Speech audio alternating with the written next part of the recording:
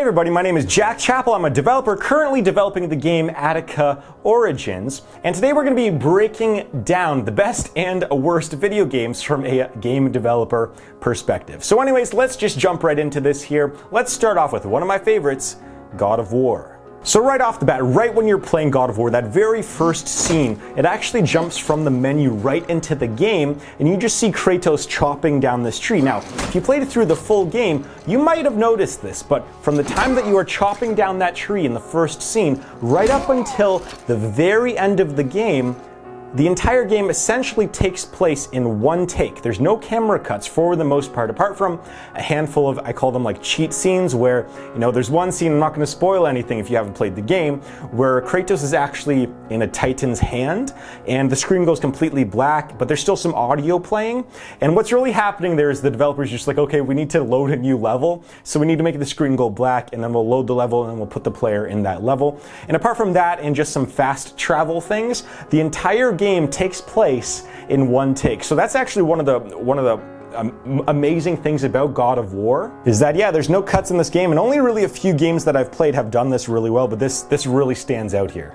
And another thing too here is, like in this scene where Kratos is just kind of on the boat, you get the sense of hyper realism, which not a lot of other games really have. And one of the reasons is because Sony Santa Monica Studios, which you know is the studio that makes God of War, they actually made their own game engine specifically for this game. And so if you don't know what a game engine is an infrastructure for developers to build games. There's really two giant players out there. One is Unreal Engine, the other is Unity, and there's a handful, 5 to 10 other ones out there that are really good that people use. However, there's two main ones that indie developers use to build some solid titles. And why this is important is because game engines take a really long time to build, and it took the whole Sony team, you know, it took them a year and a half just to make this game engine. Before they could even put Kratos in a game, before they could start testing, before they could even put the action in the game, they had to finish this engine, and that took about a year and a half of tons of people working on it. But it shows that they did a really good job. This game engine performs really well, and apart from a few glitches that they caught, some really funny ones like Kratos just like floating from the sky or saying "boy" from 75,000 feet up in the air.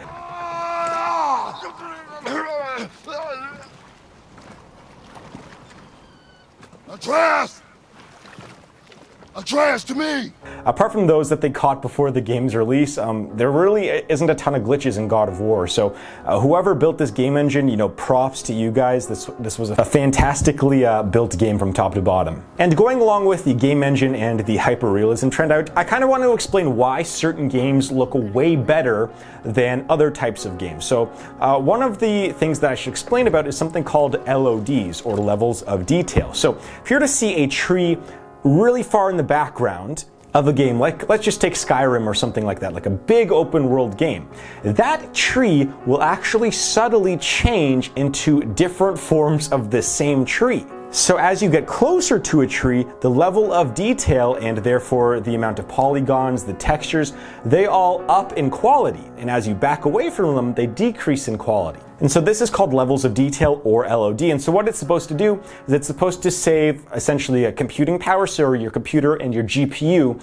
do not have to work as hard to show you that texture, show you that tree. So again, in giant open world games like Skyrim, where there might be 1,000 trees that might be in your field of view, there's only really might be, you know, 5 really high detailed trees. There might be, you know, 100 medium level ones, and then there's like 900 that are almost barely visible. That is because they have a lower level of detail. But meanwhile, in a game like God of War, they built their levels so perfectly where there's actually not a lot of background foliage or objects. It's usually in their background are just cliffs or rocks, which don't take up a ton of GPU power. And so that allows them to pretty much make all of the objects in their levels, they're allowed to put up super high quality textures and meshes, which give that game their hyper-realism. So they're kind of closed off levels are what allowed the game to look really good, because there's not a lot of stuff in the background that the console has to process. Now saying that, actually I could talk about God of War for a really long time, but I don't want to take up too much time in this video. Maybe I'll put it in a separate whole video on its own.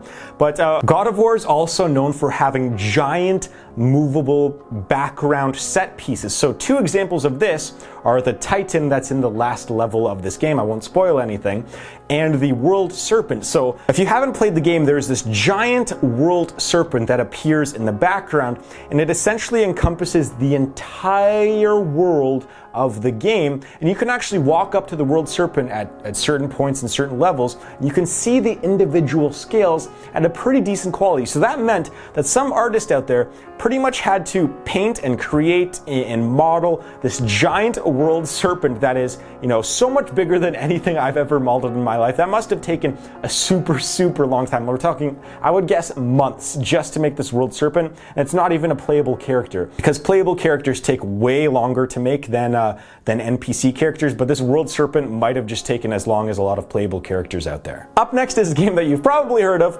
and that is Fortnite. So I put Fortnite in a category similar to that of like Minecraft, where these games like Fortnite and Minecraft are not that difficult to make and to program into code, but they're very difficult to optimize and to market and actually sell. I mean, I was looking over Fortnite's mechanics, and they're really basic for the most part. I mean, they have a basic, slot-based inventory and equipment system, which generally means that you have between, 5 and 10 abilities or items or weapons that you can use at any one time, and that you have a certain limit on the amount of items that you can have in your inventory. So in a game like Fortnite or Minecraft, you're really not going to have more than 30 or 40 or 50 items in your inventory. Meanwhile, in a giant game like Skyrim, you could have literally thousands of different items in your inventory, and each one of those thousands of items could, stack up to 50, 100 times or so. So the way you actually have to build inventory and equipment in a game like Fortnite and Minecraft is substantially different than that in like an RPG like a Skyrim or Oblivion or even God of War or Attika Origins. And trust me, it's much more difficult to build a large scalable inventory and equipment system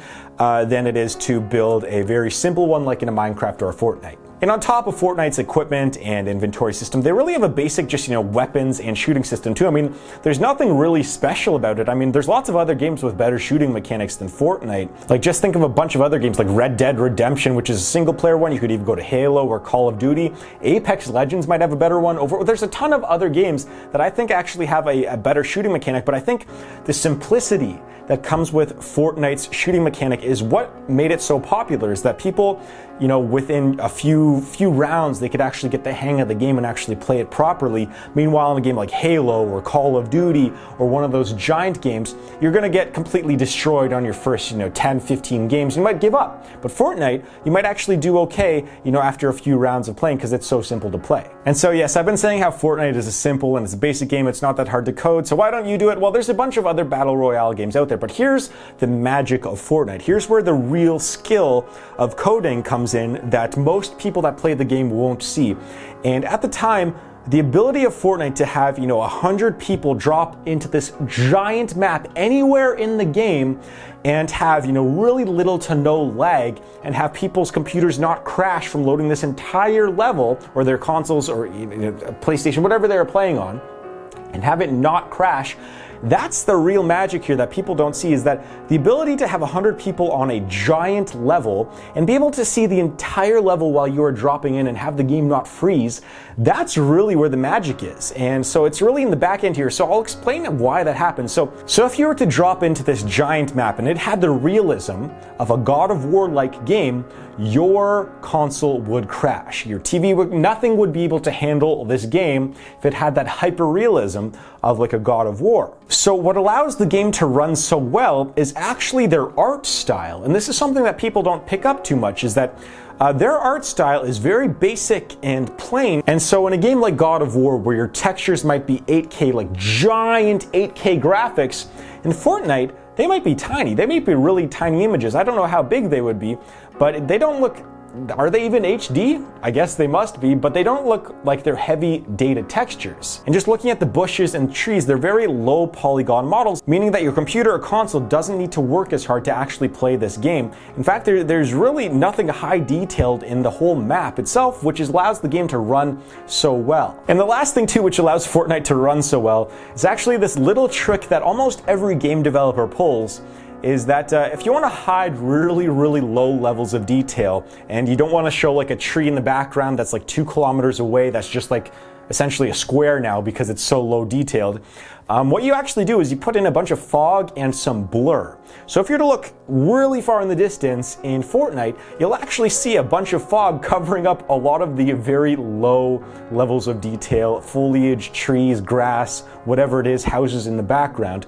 And so Fortnite does a really good job of that too, which allows the game to run really well. So all in all, Fortnite is a really kind of simple game to build, but a very difficult game to optimize. So they did whoever did the art for this game and whoever did the optimization for both the servers and the graphics themselves, applause to you guys. You guys did a really, really good job here. So that's going to wrap this video up. Make sure to leave a comment on games that you want me to react to and break down in the comments below. And please click the subscribe button if you want to see more of these videos. I'll be making some more of these because these are really fun to make for me. And please keep an eye out for my game Attika Origins, which hopefully I'll be doing a Kickstarter for that in the next few months or so once I can build a decent playable demo or a really good trailer. We're getting pretty close to that point now, the whole infrastructure set up. And if you want to see the development clips and the development logs that I'll be doing, just remember to hit that subscribe button.